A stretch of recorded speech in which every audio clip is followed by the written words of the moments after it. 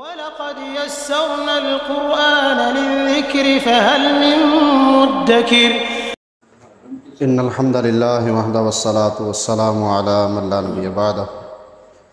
سورۃ الانعام آیت نمبر 1۔ اعوذ باللہ السمیع العلیم من الشیطان الرجیم۔ الحمدللہ، تمام تعریف اللہ کے لیے ہے۔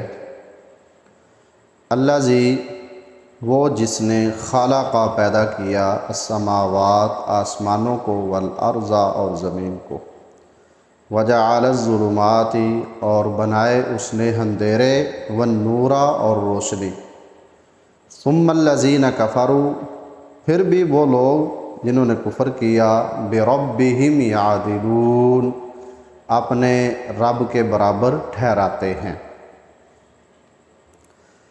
سورۃ الانعام کا آغاز اللہ تبارک و تعالی نے الحمدللہ کے ساتھ کیا ہے، اور یہاں الحمد سے مراد ہر تعریف اس کا مستحق اللہ تبارک و تعالی نے اپنے آپ کو قرار دیا۔ دنیا میں انسان کی تعریف کی جاتی ہے اس کی کسی خوبی پر، کسی کمال پر، کسی صلاحیت پر، لیکن اسے عطا کرنے والا کون ہے؟ اس میں وہ صلاحیت پیدا کرنے والا کون ہے؟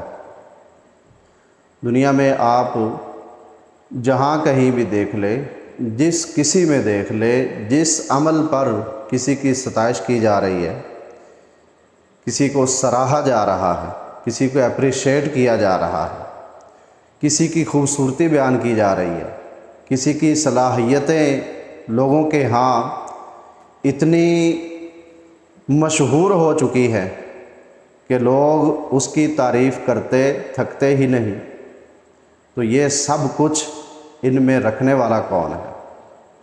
اللہ تبارک و تعالی۔ تو حقیقی تعریف کا مستحق تو پھر اللہ تبارک و تعالی ہی ہوا۔ اس لیے حمد پر جو ال آتا ہے، حمد پر جو ال آتا ہے، اس کا مطلب ہی یہی ہے کہ دنیا جہان میں جب بھی کسی کی تعریف کی جا رہی ہے تو اس کے پیچھے اصل مستحق صرف اور صرف اللہ تبارک و تعالی۔ اور پھر کچھ ایسے کام ہیں جو ڈائریکٹ اللہ تبارک و تعالی نے کیے ہیں۔ ٹھیک ہے، ہم انسان کو دیکھتے ہیں کہ وہ ذرا محنت کرتا ہے، کوشش کرتا ہے، محنت کوشش کے ساتھ وہ آگے بڑھتا ہے اور صلاحیتوں میں نکھار آتا ہے، اور پھر وہ پروان چڑھتی ہیں۔ تو یہ تو ایک محنت ہے، لیکن اس محنت کو بھی آگے ایک کامیابی کی صورت دینے والا بھی تو اللہ تبارک و تعالی ہے۔ اب کچھ ایسے کام بھی ہیں جو اللہ تبارک و تعالی نے ڈائریکٹ کیے ہیں، وہ کون سے ہیں؟ تو جب ہم ان کاموں کی طرف نظر دوڑاتے ہیں تو اس میں بھی بڑا حسن ہے، اس میں بھی بڑی خوبصورتی ہے۔ پہاڑوں کو دیکھ لیجیے، ندی نالوں کو دیکھ لیجیے، آسمان و زمین کو دیکھ لیجیے، سورج چاند ستارے ان کو دیکھ لیجیے، یہ ہوا اور اس طرح کی بہت ساری نعمتیں ہیں، اور اس میں جو اللہ تبارک و تعالی نے ایک حسن رکھا ہے، قدرتی مناظر ہم دیکھنے جاتے ہیں، اور وہاں جب ہم جاتے ہیں اپنی آنکھوں کو رونق ملتی ہے، طبیعت کو شادابی ملتی ہے، خوش ہوتے ہیں ہم۔ تو یہ سارا کس وجہ سے ہے؟ وہی جو اللہ تبارک و تعالی نے بنا دی اور اس میں ایک حسن رکھ دیا، اور وہ ماحول کہ جو انسان کی طبیعت کو بڑا ہی اچھا لگتا ہے، تو اس پر وہ کیا کہتا ہے؟ بہت مزہ آیا۔ تو اس پر کہنا چاہیے الحمدللہ، تمام تعریفیں اللہ تبارک و تعالی کے لیے۔ تو یہ جتنی بھی تعریف ہو رہی ہے کسی کی محنت پر، اس کے پیچھے بھی حقیقی تعریف کا مستحق صرف اور صرف اللہ تبارک و تعالی۔ اس لیے اللہ کے رسول صلی اللہ علیہ وسلم اپنی اکثر دعاؤں میں الحمدللہ کے الفاظ استعمال کرتے تھے۔ جب سو کر اٹھتے الحمدللہ الذی احیانا بعدما اماتنا والیہ النشور۔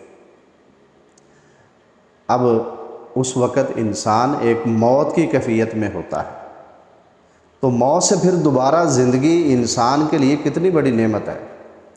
جب انسان اپنے اس دنیا میں چلتا ہے، کوئی ایسا حادثہ، کوئی ایسا منظر، کوئی ایسا انسیڈنٹ اس کے سامنے نظر آتا ہے کہ موت بالکل قریب سے گزرتی ہے، تو کہتا ہے یا اللہ تیرا شکر۔ تو جب انسان سوتا ہے اللہ تبارک و تعالیٰ فرماتے ہیں کہ میں تمہاری روحوں کو قبض کر لیتا ہوں، پھر جس کو چاہتا ہوں چھوڑ دیتا ہوں۔ تو یہ پوری کی پوری روح جب انسان بیدار ہوتا ہے، اس میں موجود ہوتی ہے، تو اس پر بھی سب سے پہلے جو لفظ اللہ کے رسول صلی اللہ علیہ وسلم بولتے تھے، روزانہ نیند سے بیدار ہو کر الحمدللہ کہتے تھے۔ اتنی بڑی نعمت اللہ تبارک و تعالیٰ نے دوبارہ زندگی دے دی، اس پر بھی اللہ کا شکر ادا کرتے تھے، اللہ کی ہی تعریف کرتے تھے۔ نعمت ملی، انسان نے کچھ کھایا ہے اور کھانے کے بعد الحمدللہ، اس پر بھی اللہ کی تعریف ہو رہی ہے۔ انسان نے کپڑا پہنا ہے، اللہ کے رسول صلی اللہ علیہ وسلم جب نیا لباس پہنتے تھے تو اس پر بھی الحمدللہ پڑھتے تھے۔ یہ انسان کے ذہن میں نہیں ہونا چاہیے کہ میں نے اپنی محنت سے کمایا اور کھایا اور پہنا ہے۔ جب بھی اسے کوئی نعمت عطا کی جا رہی ہے تو اس پر الحمدللہ کہے، اور ذہن میں یہ بات ہو کہ یہ سب کچھ دینے والا اللہ تبارک و تعالی۔ تو سورۃ الانعام کا آغاز اللہ تبارک و تعالیٰ نے الحمدللہ سے ایسے نہیں کیا، آگے بھی کچھ باتیں ہیں، اور اس میں پھر بہت بڑے حقائق بیان کر دیے گئے۔ وہ 4 باتیں اللہ تبارک و تعالیٰ نے بیان کی کہ یہ جو تعریفی کلمات اللہ تبارک و تعالیٰ نے خود کہے ہیں، کیا وہ اس کا مستحق ہے؟ اور اس کا مستحق ہے وہ حقائق بیان کر دیے۔ الذی خلق السماوات والارض، کہ وہ ذات جس نے آسمانوں اور زمین کو بنایا ہے۔ دنیا میں کوئی بھی ایسا بندہ نہیں گزرا کہ جس نے یہ دعویٰ کیا ہو کہ زمین میں نے بنائی یا آسمان میں نے بنائے، حالانکہ وہ آسمان کی چھت کے نیچے رہتا ہے اور زمین کے اوپر ہے۔ اور یہ اتنی بڑی حقیقت ہے کہ انسان اس کو ٹھکرا نہیں سکتا۔ جس طرح اس نے زمین پہ اپنے قدم رکھے ہوئے ہیں، اس کا انکار نہیں، اسی طرح جو اس کے اوپر ایک آسمان کی چھت ہے، اس کا بھی انکار نہیں۔ اور اتنی بڑی حقیقت کے بعد کبھی اس نے غور و فکر کیا کہ یہ کیسے بن گئی، اور اس کے بنانے والے نے کبھی کوئی دعویٰ کیا ہے اور وہ کون ہے؟ تو دنیا میں تو ہمیں کوئی بندہ نظر نہیں آتا، نہ کبھی ہم نے سنا، لیکن ایک ذات ہے جس نے یہ دعویٰ کر دیا ہے، اور وہ اللہ رب العزت ہے۔ تو کیا اس دعوے کو کوئی جھٹلانے والا ہے؟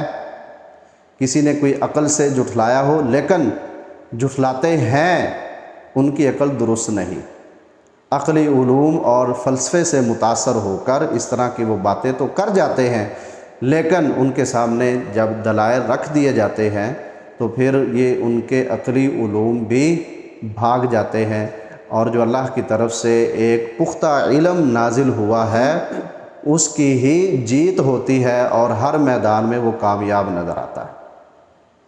اس نے آسمانوں کو بنایا ہے، اس نے زمین کو بنایا ہے۔ آسمان کیا ہے؟ آسمان ایک ٹھوس شکل میں ہے، اور اس کی وضاحت اللہ کے رسول صلی اللہ علیہ وسلم کے سفر معراج سے ہوتی ہے، کیونکہ ہم نے زمین پہ قدم رکھے ہوئے ہیں، زمین پہ ہم رہتے ہیں، اور جہاں کہیں ہم سفر کریں گے فضا میں تو آنا تو ہم نے زمین پہ ہی ہے نا۔ آسمان کی بلندیوں کو، آسمان کو تو ہم نے چھو نہیں سکتے، نہ کبھی کسی نے یہ دعویٰ کیا ہے۔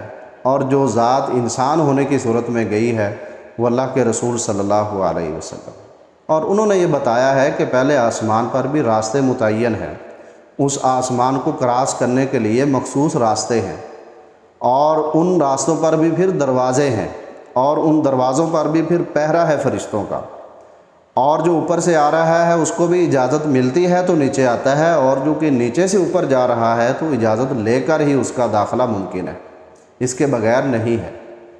چونکہ ہماری نظر اور ہمارے قدم وہاں تک نہیں گئے، اس لیے کچھ سائنسدانوں کی عقل وہ خطا کھا گئی، اور انہوں نے اس چیز کا ہی انکار کر دیا کہ آسمان کسی ٹھوس شکل میں موجود ہے۔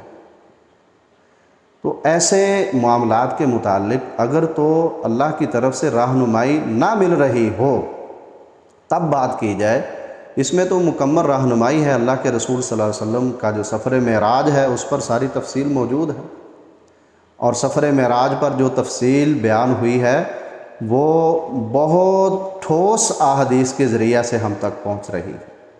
بخاری اور مسلم کی روایات ہیں، اس طرح دیگر صحیح روایات سے یہ چیزیں ثابت ہیں۔ اور پھر اللہ تبارک و تعالیٰ فرماتے ہیں کہ ہم نے آسمان دنیا کو ستاروں کے ساتھ مزین کیا ہوا ہے، تو مطلب یہ ہے کہ اس کے اوپر بھی آسمان ہے۔ اور قرآن مجید میں اور جگہوں پر اللہ تبارک و تعالیٰ نے فرمایا کہ وہ 7 آسمان ہے۔ تو یہ جو ہم محسوس کرتے ہیں، کچھ ہمیں یہ بھی کہتے ہیں کہ بتاؤ آسمان کا رنگ کیا ہے، تو ہم دن میں نظر آنے کی بنیاد پر نیلا کہہ دیتے ہیں، تو وہ کہتے ہیں کہ رات کو پھر کالا کیوں ہو جاتا ہے؟ تو ٹھیک ہے، ہم رنگ متعین نہیں کرتے، لیکن اس کا انکار کس بنیاد پہ تم کرتے ہو، جبکہ اس کی حقیقت تو قرآن میں بھی ہے اور اللہ کے رسول صلی اللہ علیہ وسلم کی احادیث سے بھی ثابت ہے۔ اسی طرح پھر زمین کا اللہ تبارک و تعالیٰ نے ذکر کیا ہے، اور احادیث سے یہ بات ثابت ہے کہ 7 زمینیں ہیں۔ اللہ کے رسول صلی اللہ علیہ وسلم نے فرمایا کہ جس کسی نے کسی کی ایک بالشت زمین پر ناجائز قبضہ کیا تو قیامت کے دن 7 زمینوں کا طوق اس کی گردن میں ہوگا۔ تو جیسے 7 آسمان ہیں اسی طرح 7 زمینیں بھی ہیں۔ اور پھر فرمایا کہ وجعل الظلمات والنور، اس نے اندھیرے اور روشنی بنائی۔ اب سب سے پہلے کیا تھا؟ اندھیرا تھا یا روشنی تھی؟ تو سب سے پہلے اندھیرا تھا، اس کے بعد روشنی ہے۔ یعنی سورج جو ہے یہ روشنی کا ایک بہت بڑا ذریعہ ہے، اور اس روشنی کی بناوٹ سے پہلے کیا تھا؟ اندھیرا تھا۔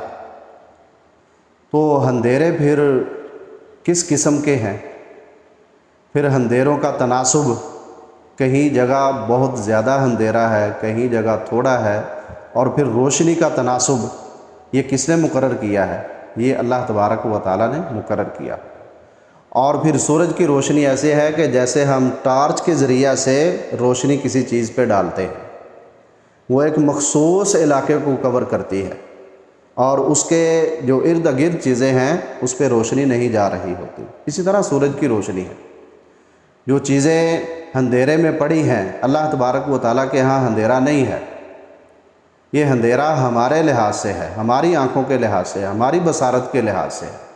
اللہ کے سامنے تو ہر چیز واضح ہے، اللہ کے سامنے تو کوئی غیب ہے ہی نہیں۔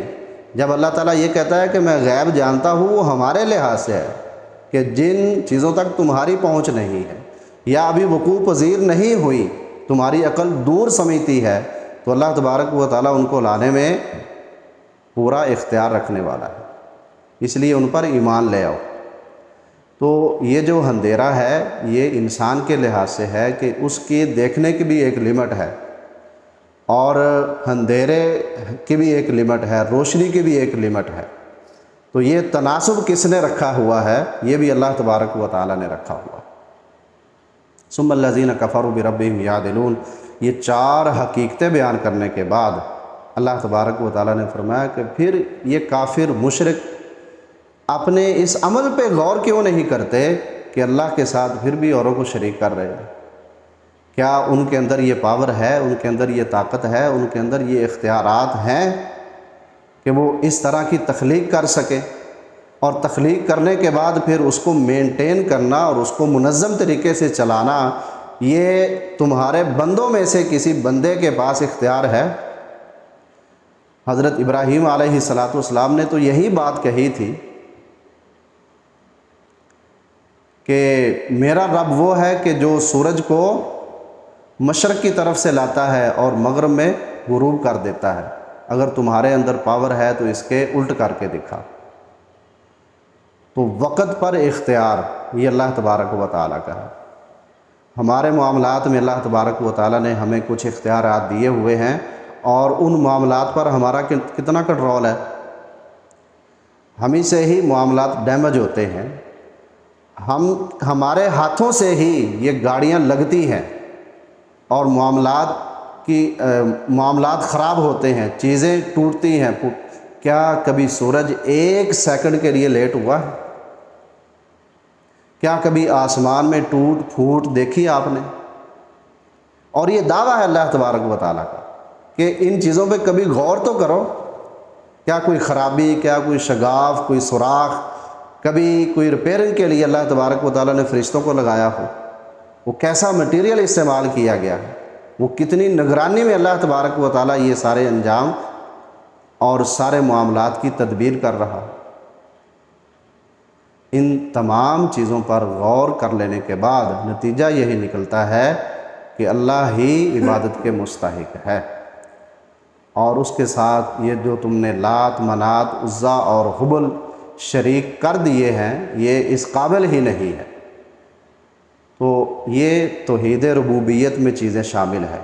توحید ربوبیت، رب اللہ تبارک و تعالیٰ ہے، خالق اللہ تبارک و تعالیٰ ہے، مالک اللہ تبارک و تعالیٰ ہے، تو معبود بھی وہی ہے، اسی کے لیے ہی سجدے ہیں، اسی کے لیے ہی عبادتیں ہونی چاہیے۔ اللہ تبارک و تعالیٰ ہمیں ہدایت اور اس کے مطابق عمل کی توفیق عنایت فرمائے۔ وما علیہ الا البلاغ۔